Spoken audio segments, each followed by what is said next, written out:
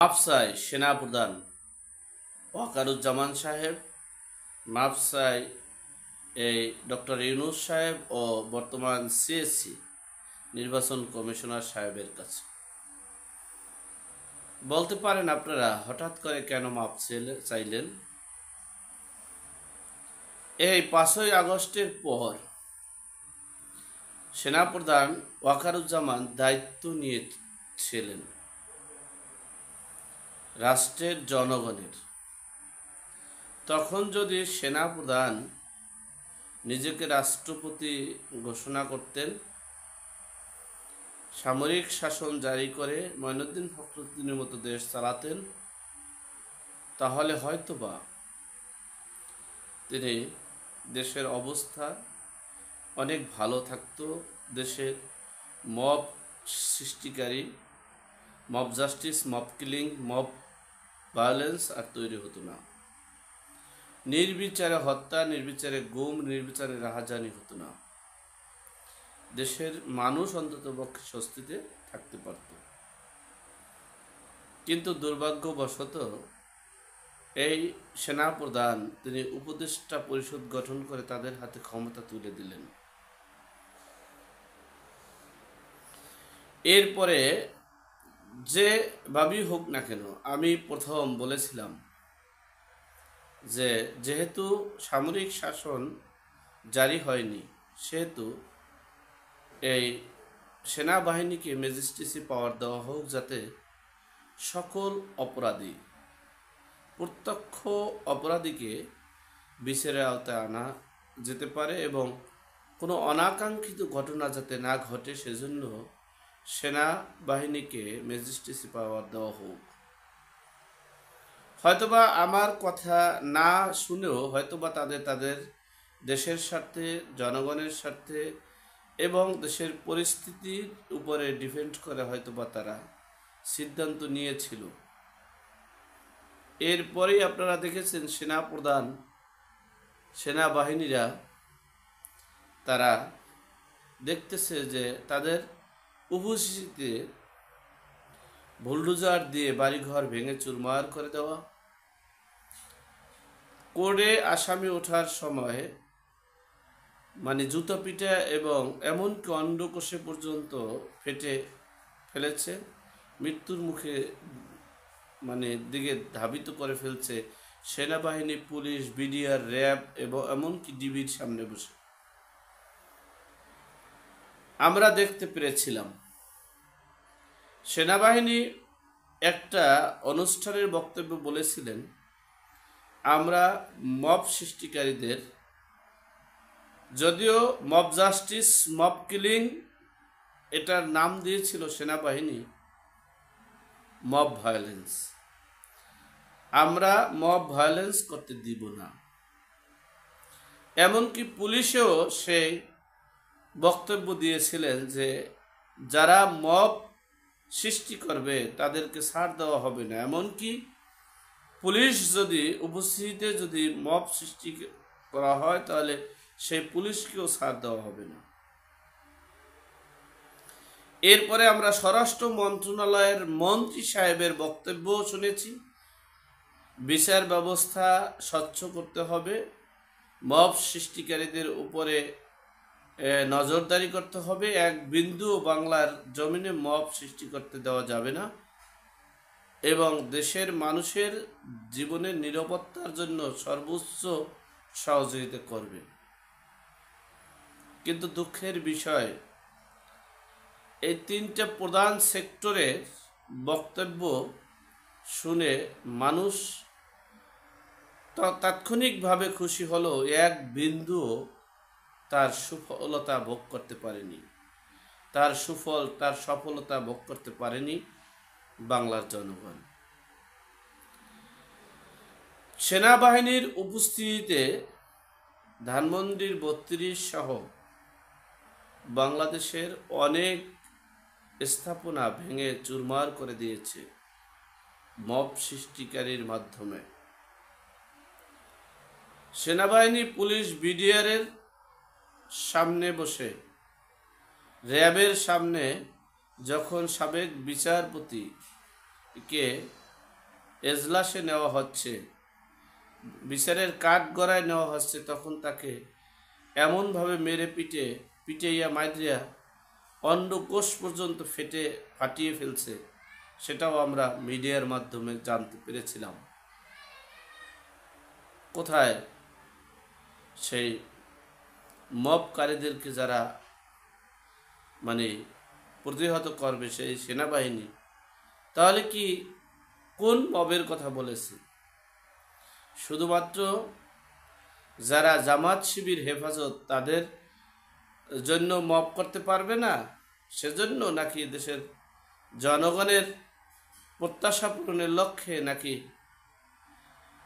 এই আওয়ামী লীগের যারা শুভাকাঙ্ক্ষী ভোটার সমর্থনকারী এবং নেতাকর্মী তাদের উপরে মব করা জায়েজ? এটাই এখন বিশ্ববাসী প্লাস জাতি এই জাতি জানতে চায়, বাঙালি জাতি জানতে চায়। মবের মাধ্যমে যে নির্যাতন করা হচ্ছে, অমানবিক নির্যাতন, কল্পনার বাহিরে। সেনাবাহিনীর উপস্থিতিতে, পুলিশের উপস্থিতিতে এই রংপুরে জেএম কাদেরের বাড়ি ভেঙে চুরমার করছে।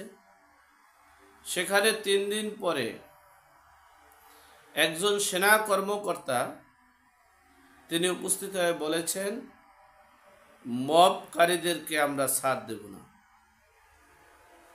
এখন এই মবকারীদেরকে ছাড় দেবে না সেটা কাদের বেলায়? যারা জামাত শিবির হেফাজত করবে, এনসিপি করবে, তাদের উপরে যদি কেউ মব করে সেটার বেলায়, না এই সকল এই দেশের জনগণের প্রত্যাশা পূরণের লক্ষ্যে কোনো মবকারীদেরকে আশ্রয় প্রশ্রয় দেওয়া যাবে না। শরীরে রক্তবিন্দু থাকলেও এই মব করতে দিবে না। তাহলে প্রতিটা মুহূর্তে, প্রতিটা সময় নির্দিষ্ট টার্গেটে পূর্ব পরিকল্পিতভাবে টার্গেট ফিল আপ করে নির্দিষ্ট সময়ে যে মব সৃষ্টি করা হচ্ছে, কই আজও পর্যন্ত কোনো মবকারীদের বিচার হয়েছে? আপনারা শুনেছেন হাইকোর্টে বিচারপতি এজলাসে ছিল, সেই এজলাসে থাকা অবস্থায় ডিম ছুঁড়ে মেরেছে। এর প্রতিক্রিয়ায় প্রধান বিচারপতি একটা কথা বলেছিলেন যে এটা অন্যায়। আমি তখন বলেছিলাম যে কথাগুলো বলছে আইওয়াশ করার জন্য, এই কথাগুলো শুধু মানুষকে সান্ত্বনা দেওয়ার জন্য। কিন্তু দেখবেন দিন শেষে এই মবকারীরাই মবের রাজত্ব কায়েম করবে। দেখেন, সেই মবকারী ঠিকই রাজত্ব কায়েম করছে, আর সেই বিচারপতি তাকে 3 মাসের ছুটি দিয়েছেন।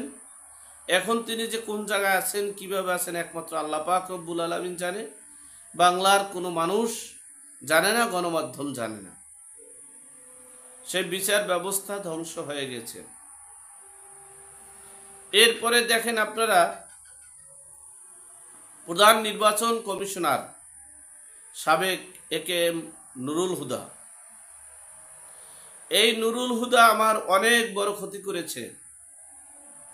2018 সালে প্রায় 1.5 কোটি টাকা আমার শেষ করেছে এই নুরুল হুদা। এই নুরুল হুদার ভাগ্নাকে এমপি বানাইছিল কোন যোগ্যতা, একমাত্র আল্লাহ পাক রব্বুল আলামিন জানে। সেই এমপির নির্যাতিত নিপীড়নের কারণে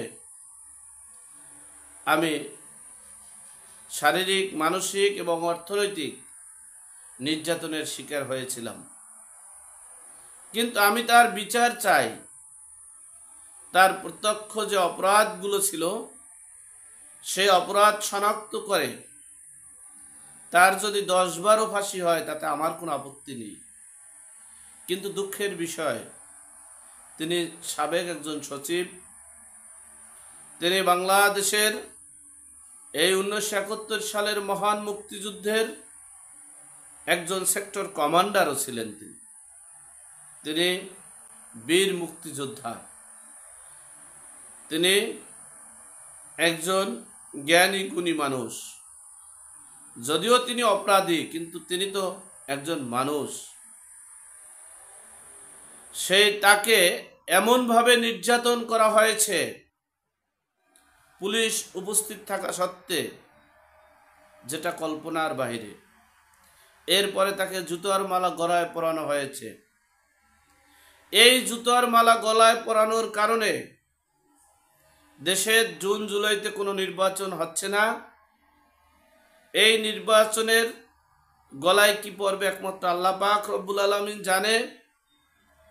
আর যেই সেনাবাহিনী বলেছিল কোনো মবকারীদেরকে ছাড় দেওয়া হবে না, সেই সেনাবাহিনীর প্রধানের গলায় কি হবে একমাত্র আল্লাহ পাক রব্বুল আলামিন জানে।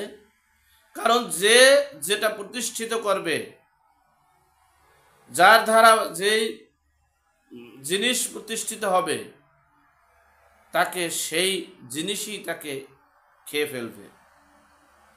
ডক্টর ইউনূস প্রতিষ্ঠিত করেছে mob justice, mob killing. Doctor Yunus প্রতিষ্ঠিত করেছে জুতার মালা গলায় পরানো। সুতরাং তাদের গলায় কি পরানো হবে একমাত্র আল্লাহ পাক রব্বুল আলামিন জানে, আমরা জানি না। আমরা প্রতিহিংসা চাই না, আমরা প্রতিশোধ পরায়ণতা চাই না, আমরা ন্যায় বিচার চাই, আমরা অন্যায়ের প্রতিবাদ চাই, আমরা এই দেশের সাধারণ জনগণের, নির্যাতিত নিপীড়িত জনগণের কল্যাণে কথা বলতে চাই। আফসোস, দুঃখ, ভারাক্রান্ত মন নিয়ে আর একটা কথা না বললেই নয়। কিছু হলেই হিন্দুদেরকে বলা হয় যে নবী করিম সাল্লাল্লাহু আলাইহি সাল্লামের কটূক্তির কারণে এই কথা বলে। আজকে একজন বয়স্ক বৃদ্ধ মৃত্যুর পথের যাত্রী বলতে গেলে, তাকে যেভাবে নির্যাতন করা হচ্ছে, নিপীড়ন করা হচ্ছে, তার ছেলে এবং তাকে, পৃথিবীতে এর চেয়ে জঘন্যতম মব আর নেই। হ্যাঁ, তিনি অপরাধী, তাকে বিচারের আওতায় আনতে হবে, আইনের শাস্তি দিতে হবে, সেটা আমি বিশ্বাস করি, আমি মানি এবং আমি সেটা চাই। কি হচ্ছে দেশে? মব জাস্টিস করে দেশটাকে প্রতিষ্ঠিত করতে চাচ্ছে কোন রাষ্ট্র হিসেবে? আমরা এই মবকারী আর চাই না। যতদূর আপনারা মব প্রতিষ্ঠিত করেছেন, সেই মব, সেই খেসারতগুলোই কতটুকু আপনারা ভোগ করতে পারবেন, সেটা চিন্তা ভাবনা করে সামনের দিকে আগানোই উচিত বলে আমি মনে করছি। সকলে ভালো থাকবেন, সুস্থ থাকবেন। আল্লাহ।